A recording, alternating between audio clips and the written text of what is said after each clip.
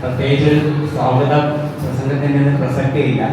എന്നാലും ഞങ്ങളുടെ ഈ ഒരു സംരംഭത്തിന് എത്രയും പെട്ടെന്ന് കൺഫേം ചെയ്ത് നിങ്ങളെ ഇവിടെ എത്തിച്ചേർന്ന എല്ലാവരെയും ഹൃദയപൂർവ്വം ഡോക്ടർ TPSൻ്റെ പേരിലും ജ്യോതിഷേത്രം എഡ്യൂക്കേഷൻ ട്രസ്റ്റിൻ്റെ പേരിലും ആദരപൂർവ്വം സ്വാഗതം ചെയ്യുന്നു. ഡോക്ടർ TPSനെ കുറിച്ച് നിങ്ങളോട് ഓരോരുത്തർക്കും പരിചയപ്പെടുത്തേണ്ട കാര്യമൊന്നും എനിക്ക് തോന്നുന്നില്ല. കാരണം അദ്ദേഹത്തിൻ്റെ ഒരു പേര് മാത്രം കേട്ടിട്ടാണ് നിങ്ങളിവിടെ എത്തിയിരിക്കുന്നതെന്ന് ഞങ്ങൾക്ക് നന്നായിട്ട് അറിയാം. കേരളത്തിലെ ഒരു വടക്കൻ ജില്ലയിലെ ഒരു നടുവിലത്തെന്ന് പറയുന്ന കൊച്ചു ഗ്രാമത്തിൽ നിന്ന് ഇന്ന് ആഗോള പ്രശസ്തനായ അദ്ദേഹത്തെക്കുറിച്ച് നമ്മളാരും വിലയിരുത്തേണ്ട കാര്യമില്ല. അദ്ദേഹത്തിൻ്റെ ഒരു മാസ്മരിക ശക്തിയിൽ തന്നെയാണ് നമ്മൾ ഇന്നിവിടെ കൂടിയിരിക്കുന്നത്. അതിൻ്റെ പ്രയോജനം നമുക്ക് എല്ലാവർക്കും എന്നും ഉണ്ടാവും എന്നുള്ളത് എനിക്ക് ഉറപ്പുണ്ട്. അദ്ദേഹത്തെ ഈ വേദിയിലേക്ക് ഞങ്ങളെ ഇന്ന് വളരെ അധികം നന്നായിട്ട് ഞങ്ങൾക്ക് കാര്യങ്ങൾ പറഞ്ഞു തന്ന് മനസ്സിലാക്കണമെന്നുള്ള അത് നന്നായിട്ട് മനസ്സിലാക്കുക എന്നുള്ളതാണ് നമ്മുടെ കഴിവ്. അത് എത്രത്തോളം പ്രയോജനപ്പെടുത്തുന്നു എന്നുള്ളത് നമുക്ക് ഇന്ന് വൈകുന്നേരം നമുക്കറിയാൻ പറ്റും. നമ്മളൊരു പുതിയ രൂപത്തിലായിരിക്കും ഇവിടുന്ന് പോകുന്നതെന്ന് വളരെയധികം ഉറപ്പുണ്ട് ഞങ്ങൾക്ക്. അദ്ദേഹത്തെയും ഈ വേദിയിലേക്ക് ആദരപൂർവ്വം സ്വാഗതം ചെയ്യും. ഞങ്ങൾ തമ്മിൽ ഈ ഒരു ബന്ധം മാത്രമല്ല, എയർഫോഴ്സിൽ നിന്നല്ല റിട്ടയർഡ്. സന്തോഷം. നിങ്ങളിൽ ഏറ്റവും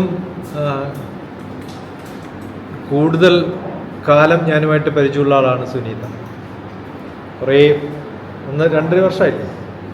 അദ്ദേഹത്തിൻ്റെ ബ്രദർ എൻ്റെ കൂടെ നടുവിൽ ഞാൻ ക്യാമ്പ് നടത്താറുണ്ട്. അതിലൊരു ക്യാമ്പിൽ വന്ന് പങ്കെടുത്തിട്ടുണ്ട്. അങ്ങനെ തുടങ്ങിയൊരു ബന്ധമാണ്. അടുത്ത കാലത്തും ഞാൻ സായിഗ്രാമിൽ കഴിഞ്ഞ മാസം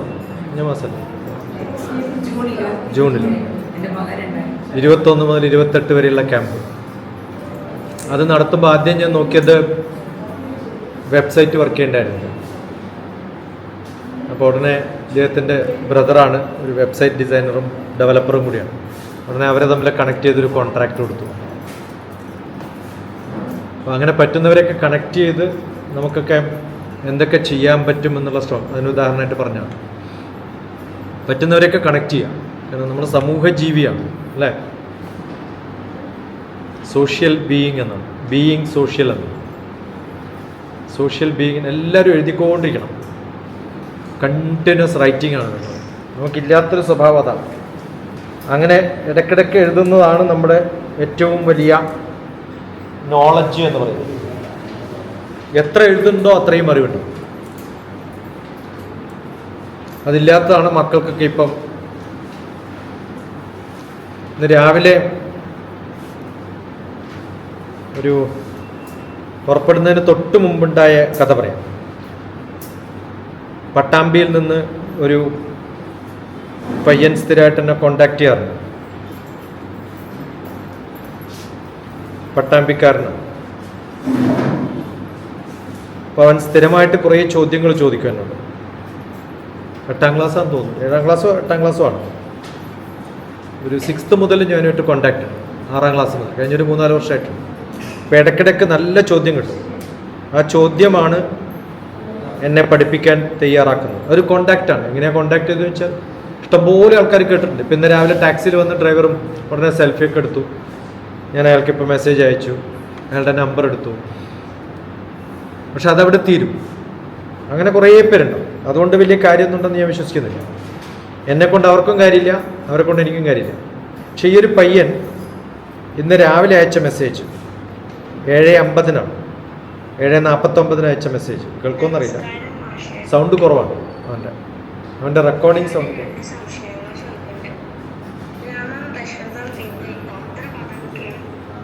കേട്ടുണ്ടോ?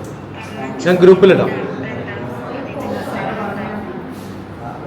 അവനൊരു രാമായണത്തിലെ ഒരു ശ്ലോകം ചൊല്ലിയിട്ട്, രാമായണത്തിലൊരു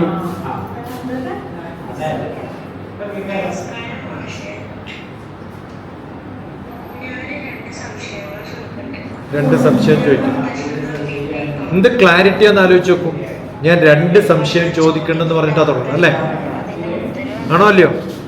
എത്ര സീനിയേഴ്സ് ചോദ്യം ചോദിക്കുമ്പോൾ നേരെ ചോദ്യത്തിൽ ചാടും, 2 എന്ന് പറയാറില്ല. Got it? അപ്പൊ നമ്മുടെ ഫോക്കസ് വളരെ ക്ലിയർ ആണ്. കമ്മ്യൂണിക്കേഷനാണ് കുട്ടികൾക്ക് നന്നായിട്ട് പഠിപ്പിക്കേണ്ടത്. 6ാം ക്ലാസ്സിലെ കുട്ടിയാണ്. ആ കുട്ടി 2 സംശയം ചോദിച്ചു എന്ന് വിചാരിക്കാം. തുടങ്ങുമ്പോൾ നേരിട്ട് ചോദ്യമാണെങ്കിൽ ഞാൻ പറയും എന്ത് ചെയ്യണം? തുടങ്ങുന്നതിന് മുമ്പ് 2 സംശയം ചോദിക്കുന്നു. അതും ആ വിളിക്കുന്നത് എന്ത് രസകരമായിട്ടാണെന്ന് ആലോചിച്ചു. സാർ എന്ന് വിളിക്കരുതെന്ന് എനിക്ക് നിയമമുണ്ട്.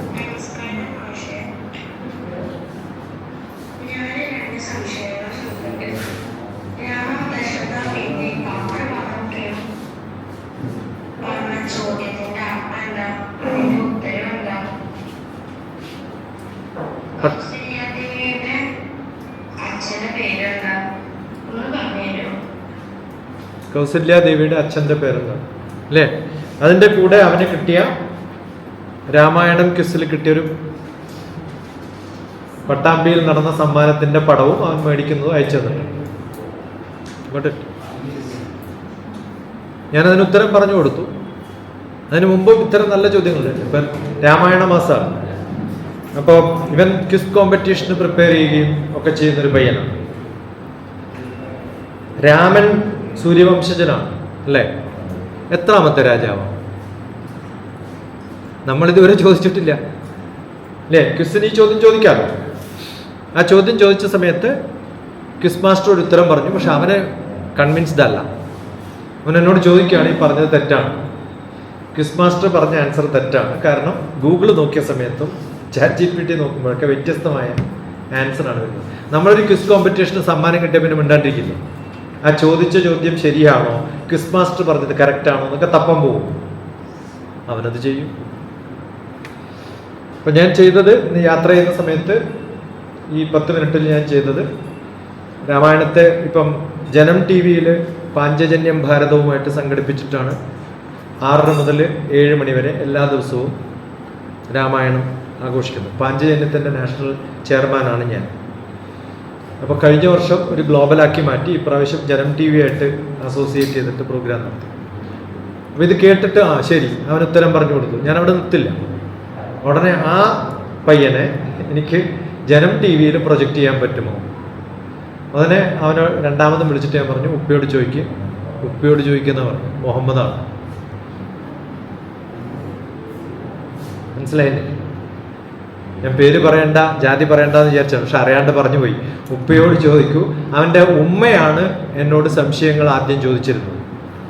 അപ്പം ഞാൻ ചോദിച്ചു ഉമ്മക്ക് എന്തത്ര താല്പര്യം? അല്ല, മകന് പഠിക്കണം താല്പര്യം. അപ്പം പറഞ്ഞു ഇനി മകൻ കൃത്യമായിട്ട് എന്നോട് ചോദിച്ചോട്ടെ, ഞാൻ പറഞ്ഞോളാം. ആദ്യം ഒരു വർഷത്തോളം ഉമ്മയാണ്. ഞാൻ വിചാരിച്ചു ഉമ്മക്കാ താല്പര്യം. പിന്നെയാണ് ഉമ്മക്കല്ല താല്പര്യം, മക്കൾക്കാണ്. മനസ്സിലായത്. ഇപ്പോൾ ജനം TV-നെ വിളിച്ചു, നമ്മുടെ കോർഡിനേറ്റർ വിളിച്ചു. അത് പറഞ്ഞു ഇയാളോട് ചോദ്യം ചോദിക്കാൻ പറ്റുന്ന ഒരാളെ, ഞാൻ കേരളത്തിലല്ല, ഷൂട്ടിംഗ് ഒന്നുകിൽ തിരുവനന്തപുരത്തോ കൊച്ചിയിലേ നടക്കുള്ളൂ. കൊച്ചിയിൽ അതിന് പറ്റുന്ന ഒരാളെ വിളിച്ചു, അയാളെ ഓർഗനൈസ് ചെയ്തു. ഇനിയിപ്പോൾ അവർ തമ്മിൽ കമ്മ്യൂണിക്കേറ്റ് ചെയ്ത് എൻ്റെ പണി തോന്നും. സംഭവം മനസ്സിലായി? നമ്മൾ ചെയ്യാൻ പറ്റുന്ന ഏറ്റവും നല്ല കാര്യം കമ്മ്യൂണിക്കേറ്റ് ചെയ്യുക, ആൾക്കാരെ കണക്ട് ചെയ്യുക.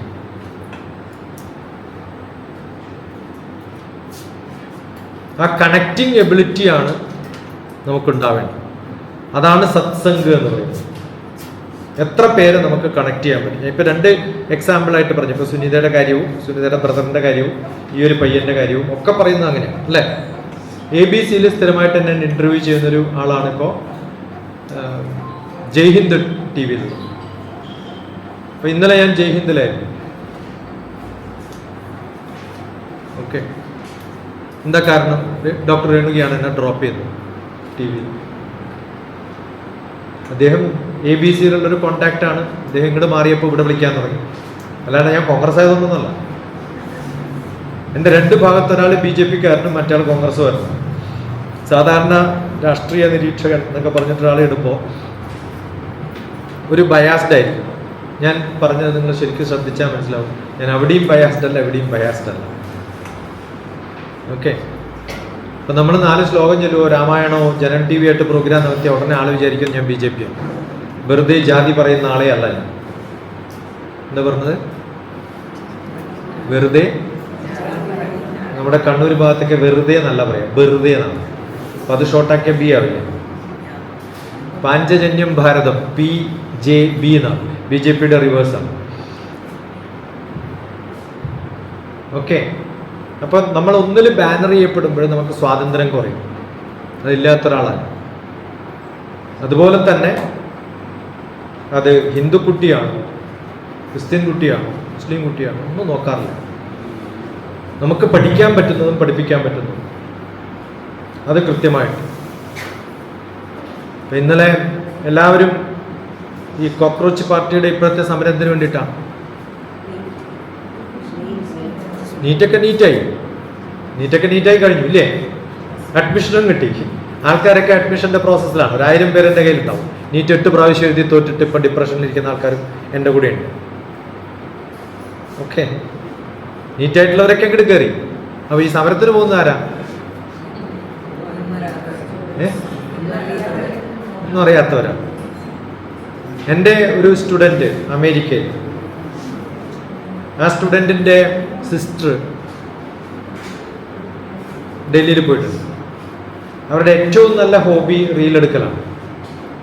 സോഷ്യൽ മീഡിയ ഫെയിം ആവുകയാണ് അവരുടെ ലക്ഷ്യം. പക്ഷെ അതിന് ഡൽഹി വരെ കാശ് കൊടുത്തിട്ട് പോവുമോ? ഇല്ല. അത് സ്പോൺസർ ചെയ്തത് അമേരിക്കയിലെ ഒരാളാണ്. അങ്ങനെ കുറേ പേരെ സ്പോൺസർ ചെയ്തിട്ടുണ്ട്. നീറ്റുമായിട്ടൊരു ബന്ധമില്ലാത്ത ഒരാൾ എനിക്ക് നേരിട്ട് അറിയുന്നൊരു കേസ് പറഞ്ഞു. ഇങ്ങനെയുള്ള കുറേ പേരുണ്ട്. ഒരു എക്സാമ്പിൾ ഇന്നലെ കിട്ടിയൊരു മെത്തേഡാണ്. എന്നിട്ട് പറഞ്ഞത് എന്താണ്? ആ ചേച്ചി പറയാണ്, എൻ്റെ അനിയത്തിക്ക് എൻ്റെ അമ്മയെക്കുറിച്ചോ എൻ്റെ അച്ഛനെക്കുറിച്ചോ എൻ്റെ സിസ്റ്റേഴ്സിനെ കുറിച്ചോ ഫ്രണ്ട്സിനെ കുറിച്ചോ ഒരു ബോധരേഷനും ഇല്ലാത്തൊരു കുട്ടിയാണ്. എന്നിട്ട് ഇപ്പോൾ ഇവിടെ പോയിരിക്കുന്നത് സമൂഹമായിട്ടുള്ള വലിയ പ്രശ്നങ്ങളിൽ ഇടപെടാൻ പോയിട്ടുള്ളൂ. ഒറ്റ ലക്ഷ്യമുള്ളൂ, ഒരു റീൽ ഉണ്ടാക്കുക എന്നുള്ളത്. Got it? ഇപ്പൊ പലപ്പോഴും നമ്മൾ വളരെ നാരോ മൈൻഡഡായി മാറുന്നു. അതിനെ സ്പോൺസർ ചെയ്യാൻ ഇഷ്ടം പോലെ ആൾക്കാരുണ്ടാവും. നല്ല കാര്യങ്ങൾക്ക് ചിലപ്പോൾ സ്പോൺസർ ചെയ്യാൻ ആരും ഉണ്ടാവും. അപ്പൊ നമ്മൾ ലോകം വളരെ മോശമായ അവസ്ഥയിലാണ്. ഇപ്പം എൻ്റെ കൺസേൺ എന്ന് പറയുന്നത്, ഞാനിപ്പോൾ യൂണിവേഴ്സിറ്റി വൈസ് ചാൻസലർ ആയിട്ടിരുന്ന ആളാണ് 8 മാസം. ഇപ്പോഴും ഉണ്ട് പേര് അവിടെ. ഞാൻ അവിടെ നിന്ന് ചാടി പോകുന്നതാണ്. കാരണം അവിടെ ഇരുന്ന കുറച്ച് ജനങ്ങളിലേ എനിക്ക് എത്താൻ പറ്റുള്ളൂ. അത് വലുതായിട്ട് വളരുമില്ല. ആന്ധ്രാപ്രദേശിൽ ഗവൺമെൻറ് കോളേജിൽ ചേരുന്നവർക്ക് ഗവൺമെൻറ് ഫ്രീ റീഇംബേഴ്സ്മെൻ്റ് ആയിട്ട് ഫീസ് കൊടുക്കും. ഗേൾസിന് ഫുൾ ഫ്രീ ആണ്. ഓക്കെ. ചിലപ്പോൾ അച്ഛൻ്റെ അമ്മയുടെയൊക്കെ പേര് മാറ്റി അവിടെ ചേർക്കുന്നു മാത്രം. ഏത് റിസർവേഷനിലാണോ ഒഴിവുള്ളത് അതൊക്കെ ആക്കിയിട്ട് മാറ്റുമല്ലോ. തഹസിൽദാരടക്കം കോളേജിലിരിക്കുന്നത് ഞാൻ കണ്ടിട്ടുണ്ട്. നിങ്ങൾ ഏതാ ജാതി? ഈ ജാതി. അത് ഇപ്പം തൽക്കാലം അങ്ങനെയല്ല, ഇങ്ങനെ ആക്കാൻ പോവാണ്. ഇതിനൊക്കെ കാശ് കൊടുത്തിരിക്കുക. അപ്പം അങ്ങനെയൊക്കെ പഠിച്ച് പാസ്സാവുന്ന കുറേ ആൾക്കാരുണ്ട്. അവിടെ നമ്മളൊരു യൂണിവേഴ്സിറ്റി തുടങ്ങിയാൽ ചിലപ്പോൾ ആൾക്കാരെ കിട്ടില്ല. കാരണം യൂണിവേഴ്സിറ്റിക്ക് ഫീ റീഇംബേഴ്സ്മെൻ്റ് ഇല്ല, ഗവൺമെൻറ് കോളേജിനുണ്ട്. അപ്പോൾ 14,000 പിള്ളേരോളുണ്ട്. പക്ഷെ അതൊക്കെ കോളേജുകളിലാണ്, 3 കോളേജുകളിൽ. അത് യൂണിവേഴ്സിറ്റി ആയിട്ട് മർജ് ചെയ്തപ്പോൾ 40 പേരെ ചെയ്തു. അപ്പോൾ ക്വാളിറ്റി അല്ല നോക്കുന്നത്. എന്താ നോക്കണത്? ഫീ റീഇംബേഴ്സ്മെൻ്റ് ഉള്ളത് കൊണ്ട് എങ്ങനെയും പഠിച്ചാൽ മതി. ഫ്രീ ആയിട്ട് എന്ത് കിട്ടുന്നുണ്ടോ? അപ്പോൾ അവരെ പഠിപ്പിക്കാൻ വലിയ ബുദ്ധിമുട്ടാണ്. എന്നാലും നമുക്ക് പറ്റുന്ന കാര്യങ്ങൾ ചെയ്യാമെന്ന് വിചാരിച്ചു. പിന്നെ ആദിശങ്കര യൂണിവേഴ്സിറ്റി എന്നാ പേര്. വലിയ പേരല്ലേ ആദിശങ്കര എന്നൊക്കെ ഉള്ളത് അല്ലേ? അപ്പോൾ അത് ഒരു ഏറ്റെടുക്കാൻ കാരണമാണ്. പക്ഷെ എനിക്ക് ഇഷ്ടമുള്ളത് അവിടേക്ക് എത്തുമ്പോഴാണ് നമ്മൾ അറിയുന്നത് എന്തുകൊണ്ടാണ് അവരിങ്ങനെയൊക്കെ ആവുന്നു. പ്രൊഫസർ പോസ്റ്റിന് അപ്ലൈ ചെയ്തിട്ടുള്ള ആൾ, ബ്യൂട്ടിഫുൾ ആയിട്ടുള്ള അപ്ലിക്കേഷനാണ്. ബയോഡാറ്റൊക്കെ അല്ലേ, CV ഒക്കെ എന്ത് രസകരമായിട്ട്, റെസ്യൂമൊക്കെ എന്ത് രസകരമായിട്ട് ആൾക്കാർ എഴുതുമെന്നറിയും. അത് കൊണ്ടുവന്ന് റെക്കമെൻഡേഷനൊക്കെ ഉണ്ട്, മിനിസ്റ്റർ പറഞ്ഞിരിക്കുന്നുണ്ട്, എല്ലാം ഉണ്ട്. അപ്പോൾ ഞാൻ പറഞ്ഞു ഇതിനകത്തൊരു അപ്ലിക്കേഷൻ ഇല്ല. എന്ത് ചെയ്യണം? ഒരു വൈറ്റ് പേപ്പറിൽ ഒരു അപ്ലിക്കേഷൻ എഴുതി തരാം. ഞാൻ എഴുതുന്നതിൻ്റെ എക്സാമ്പിളാണ് പറയുന്നത്. അത് ChatGPT പറയാൻ പറ്റില്ലല്ലോ വൈറ്റ് പേപ്പറിൽ അപ്ലിക്കേഷൻ എഴുതാൻ. ആ അപ്ലിക്കേഷനും ഈ തന്നിട്ടുള്ള റെസ്യൂമും കൂടി നോക്കിയാൽ കൃത്യമായിട്ട് വ്യത്യാസം നമുക്ക് മനസ്സിലാക്കും. ഇതൊക്കെ ഉണ്ടാക്കാൻ വളരെ എളുപ്പമാണ്, ആണോ അല്ലയോ? പക്ഷെ ഇമ്മീഡിയറ്റ് ആയിട്ട് ഒരു വൈറ്റ് പേപ്പറിൽ ഒരു അപ്ലിക്കേഷൻ എഴുതാൻ പറഞ്ഞപ്പോൾ ടു ദ വൈസ് ചാൻസലർ, ഞാൻ ഡിക്റ്റേറ്റ് ചെയ്ത് കൊടുക്കണം, വൈസ് ചാൻസലർ സ്പെല്ലിംഗ് തെറ്റാണ്. അയാളാണ് പ്രൊഫസർ ഓഫ് എ യൂണിവേഴ്സിറ്റി. നമ്മൾ എഴുതാൻ പറയാതെ അയാൾ അപ്പോയിന്റ് ചെയ്ത് എന്താവുമായിരുന്നു അല്ലേ? ആ ആപ്ലിക്കേഷൻ മേടിച്ചു വെച്ചു. ഇതൊക്കെ ഫയൽ ചെയ്യണമല്ലോ യൂണിവേഴ്സിറ്റി ആകുമ്പോൾ. അതിൻ്റെ മുകളിൽ തന്നെ എഴുതി the application it self is application itself is enough to prove his credentials, hence application rejected എന്ന് ഫയൽ ചെയ്തതാണ്. ഇപ്പൊ ലോകം എല്ലാവരുടെയും ധാരണ നമുക്ക് എല്ലാം ഉണ്ട് ലോകത്ത്, ChatGPT മതി അല്ലേ? പക്ഷെ അത് പോരാ എന്ന് നമ്മൾ എന്തുകൊണ്ട് അയാൾ അവിടെ വരെ അങ്ങനെ എത്തിയത്? 18 കൊല്ലം പ്രൊഫസറായിട്ട് വർക്ക് ചെയ്തിട്ടുണ്ട് വേറെ യൂണിവേഴ്സിറ്റിയിൽ. അവിടെ നിന്നാണ് ഈ യൂണിവേഴ്സിറ്റിയിലേക്ക് വരുന്നത്. അപ്പോൾ ആ യൂണിവേഴ്സിറ്റിയുടെ സ്റ്റാൻഡേർഡ് ഒന്ന് ആലോചിച്ച് നോക്കണം, അവിടെ പഠിപ്പിച്ച കുട്ടികളുടെ സ്റ്റാൻഡേർഡ് ഒന്ന് ആലോചിച്ച് നോക്കണം ഇല്ലേ? ഇന്നലെ വിളിച്ചൊരു കുട്ടി കണ്ണൂർ കൃഷ്ണമേനോൻ മെമ്മോറിയൽ കോളേജിലെ സെക്കൻഡ് ഇയർ BSc ഫിസിക്സ് പഠിക്കുകയാണ്. സെക്കൻഡ് ഇയർ ഇപ്പം കീം എഴുതിയിട്ട് അഡ്മിഷൻ കിട്ടിയിട്ടുണ്ട്. വീട്ടിൽ നിന്ന് പോയിട്ട് വരാൻ പറ്റുന്ന ദൂരമാണ് കോളേജ്. ഞാൻ പോയിട്ടുള്ളതാണ് കൃഷ്ണമേനോൻ മെമ്മോറിയൽ കോളേജ്. അങ്ങോട്ട് പോകണോ, ബിടെക്കിന് പോകണോ, ഫിസിക്സ് കണ്ടിന്യൂ ചെയ്യണോ? അതാണ് ചോദ്യം. വലിയ കൺഫ്യൂസിങ് ക്വസ്റ്റ്യൻ ആണ് അല്ലേ? BSc ഫിസിക്സിനാണോ പ്രാധാന്യം, അല്ല ബിടെക് സിവിൽ എഞ്ചിനീയറിങ്ങിനോ എന്നാണ് ചോദ്യം. എന്നെ സംബന്ധിച്ചിടത്തോളം ബിടെക് സിവിൽ എഞ്ചിനീയറിംഗ് ആണ് നല്ലത്. പക്ഷെ ഈ കുട്ടി അവിടെ പോയാൽ പഠിക്കുകയോ ഇല്ലയോ നമ്മളെങ്ങനെ അറിയാം? ഇപ്പൊ വീട്ടിൽ നിന്ന് പോയിട്ട് വരാണ്. ഹോസ്റ്റലിൽ താമസിക്കുന്നതാണോ നല്ലത്, വീട്ടിൽ താമസിക്കുന്നതാണോ നല്ലത്? ഇങ്ങനെ ഓരോരാളോടും നമ്മൾ ഇവാലുവേറ്റ് ചെയ്തിട്ടാണ്. ഇന്നലെ വിളിച്ചത് എത്ര മണിക്കാണ്? ഇന്നലെ ഞാൻ പറഞ്ഞു 2-3 ദിവസം കഴിയുമ്പോൾ എന്നെ ഒന്ന് കോൺടാക്ട് ചെയ്താൽ നമുക്കൊരു G മീറ്റ് നടത്താം. അപ്പോൾ suggest me the time and date എന്നാണ് ഞാൻ സാധാരണ പറയാം. അപ്പോൾ എന്നോട് പറഞ്ഞ് നാളെ തീരുമാനിക്കണം, അച്ഛൻ കാശൊക്കെ റെഡിയാക്കി വെച്ചിട്ടുണ്ട്, 75,000 രൂപ ഫീസ് അടക്കാൻ.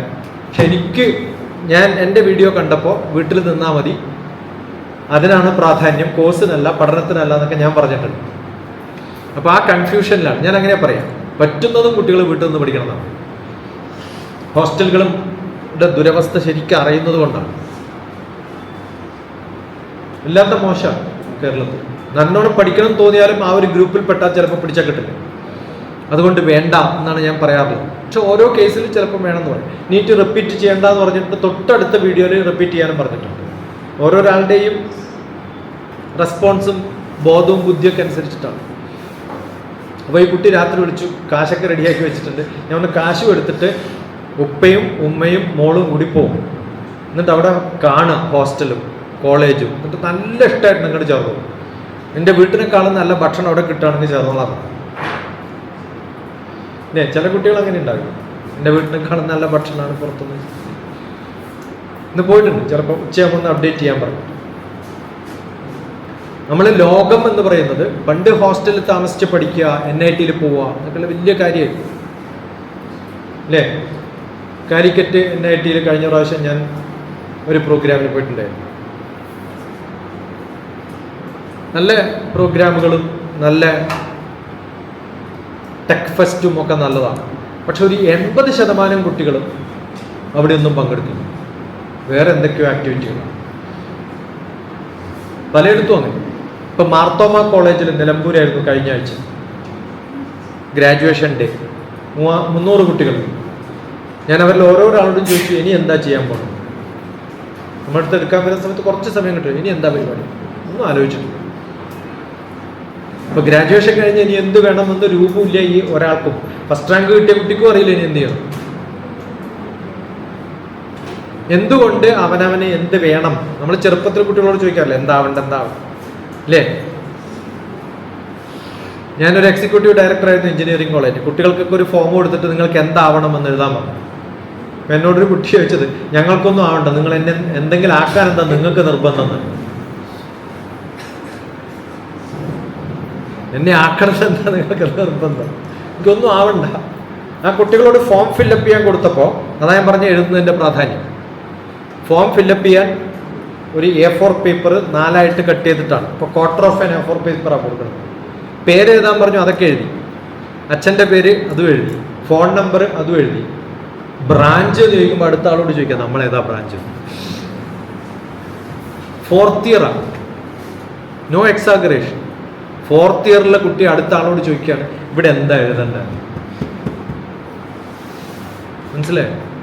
അപ്പൊ 4 കൊല്ലം പഠിച്ചിട്ടും അവൻ പഠിക്കണ ബ്രാഞ്ച് പോലും